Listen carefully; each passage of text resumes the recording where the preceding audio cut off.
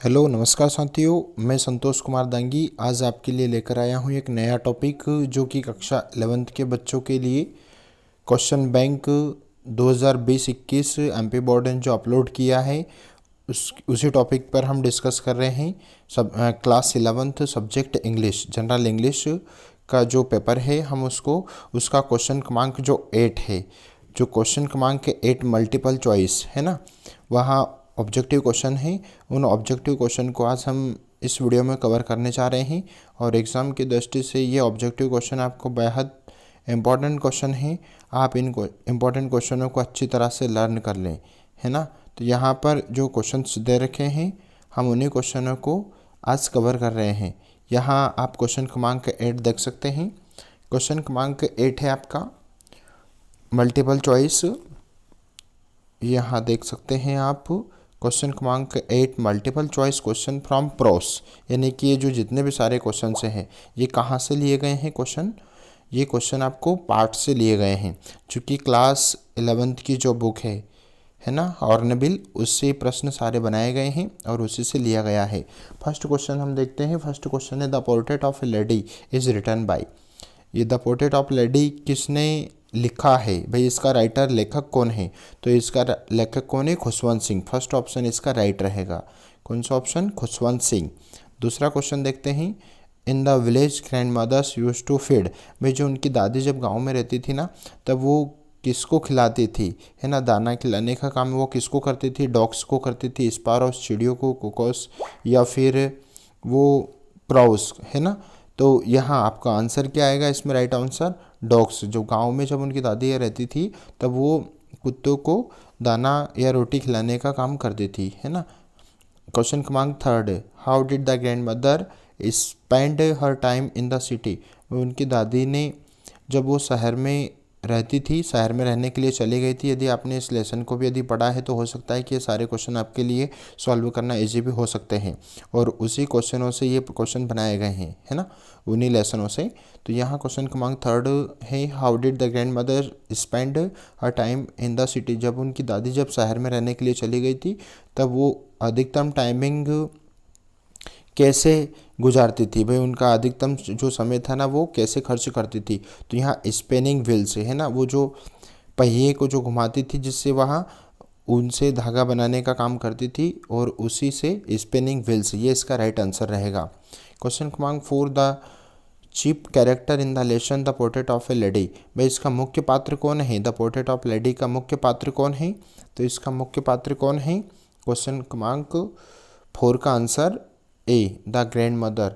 उनकी जो दादी थी ना वो ही इसका मुख्य पात्र थी। क्वेश्चन क्रमांक 5 देखेंगे हम। क्वेश्चन क्रमांक 5 है, when the author in the portrait of a lady started learning music his grandmothers was. जब लेखक the portrait of lady lesson में जब उन्होंने उनकी दादी को आकर कहा था कि आज हमें संगीत की शिक्षा दी गई है, तो ये उनकी दादी को कैसा लगा था? तो उनकी दादी को ये एंग्री, वो क्रोधित हुई थी कि वो खुश हुई थी, अपडेट डर गई थी कि डिस्टर्ब, वो बाधित हुई थी। तो इसका आंसर आपने यदि लेसन पढ़ा है तो आपको समझ में आ रहा होगा, वो क्रोधित हो गई थी। क्या हो गई थी? एंग्री। वो एंग्री हो गई थी, क्रोधित हो गई थी, है ना। भाई उन्हें संगीत सुनना पसंद नहीं था और संगीत वो मानती थी कि संगीत तो जो गरीब लोग हैं, है ना, ऐसे लोग भिखारी लोगों का काम होता है संगीत सुनना और संगीत के ऊपर काम करना, ये उन्होंने कहा था। लेसन्स क्वेश्चन क्रमांक 6, the author of the portrait of a lady went abroad for studies for. जब लेखक जो हैं खुशवंत सिंह, उन द पोर्ट्रेट ऑफ लेडी में उन्हें अब्रॉड भेज दिया गया था, यानी कि विदेश भेजा गया था अध्ययन के लिए। तो वो कितने वर्षों के लिए गए थे? तो यहाँ 5 ईयर्स के लिए गए थे कि 10 years, 13 years, 14 years.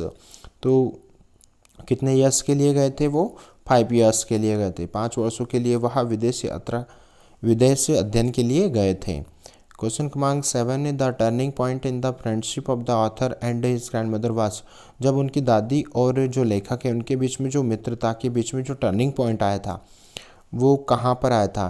They are moving to village, authors joining the university, they are moving to city, authors joining the music classes. तो कहाँ पर आया था आपको ये भाई टर्निंग पॉइंट? जब वो वहाँ से शहर में चली गई थी, है ना। तब उनको ये टर्निंग पॉइंट आता है। इसका मतलब इसका राइट आंसर क्या रहेगा, बी ऑप्शन इसका राइट है, बी ऑप्शन राइट है। क्वेश्चन क्रमांक 8, when the authors returned after finishing his studies what did grandmother bring to celebrate his arrivals. जब लेखक शहर से अपना अध्ययन समाप्त करने के बाद में वापस आए थे, तब उन्होंने जब उनकी दादी को जब वहाँ पर देखा तो उनकी दादी के अंदर कुछ अलग प्रतिक्रियाएं हो रही थी, है ना। तो उन्होंने एक दिन गांव की सारी महिलाओं को बुलाकर, जितने भी सारी पड़ोस की महिलाएं थी उनको बुलाकर उन्होंने क्या काम शुरू किया था, है ना। तो उन्होंने ड्रम बजाने का काम किया था, कि जाइलोफोन या फिर फ्लूट या फिर पाइनो। तो उन्होंने एक ओल्ड ड्रम ले लिया था और ओल्ड ड्रम बजाने का काम किया था, है ना।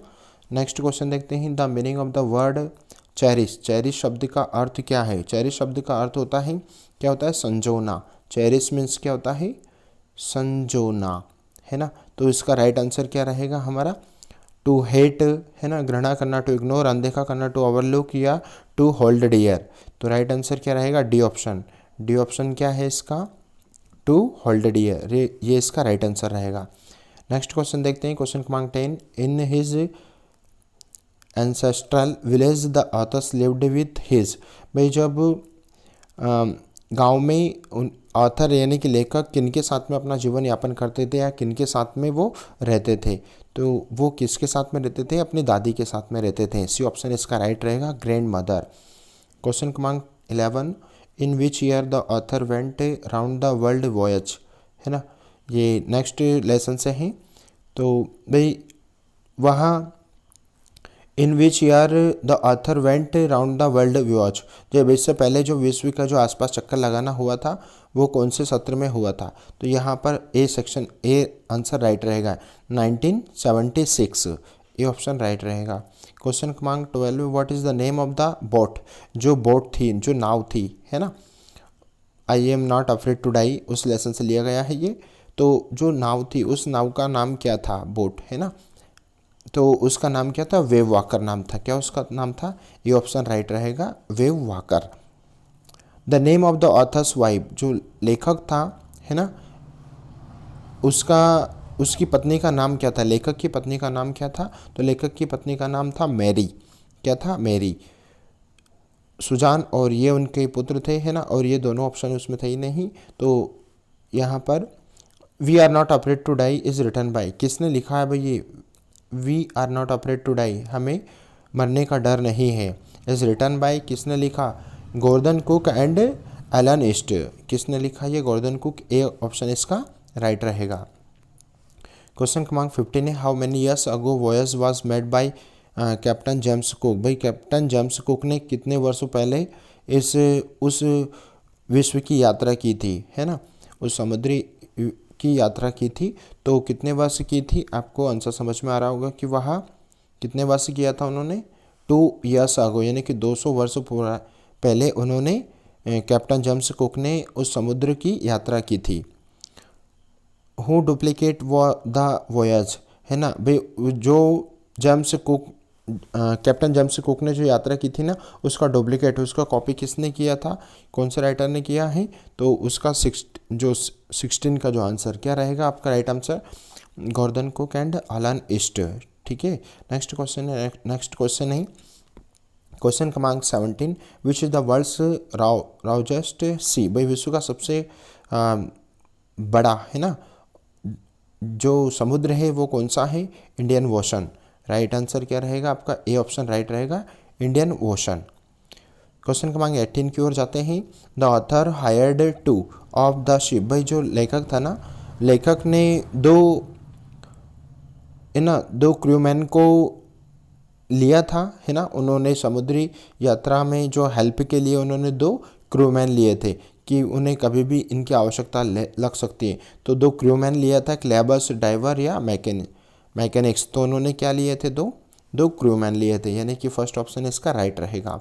क्वेश्चन क्रमांक 19 है, the scramming of the wind and spray was 2 years. भाई उनके कानों में जब वो जो तेज़ हवा चल रही थी, है ना, उसका स्प्रे हुआ था, यानी कि उसके फुहारे या फिर जो कानों के अंदर उसकी तेज़ झंझनाहट सुनाई दी, वो कैसा था, वो पेनफुल था कि बिटर था कि वो शूटिंग था या हैप्पी था। तो क्या था वो, पेनफुल था वो, है ना, बहुत कष्टप्रद था, दुखदायी था। What is the age of the marriage husband, वो जो मैरिज जो थे, है ना, उनके हस्बैंड की आयु कितने वर्ष की थी, है ना। मैरी कौन है, ये राइटर की पत्नी, तो उन कितनी थी, 37 ईयर्स, बी ऑप्शन इसका राइट रहेगा, 37 ईयर्स ओल्ड थे।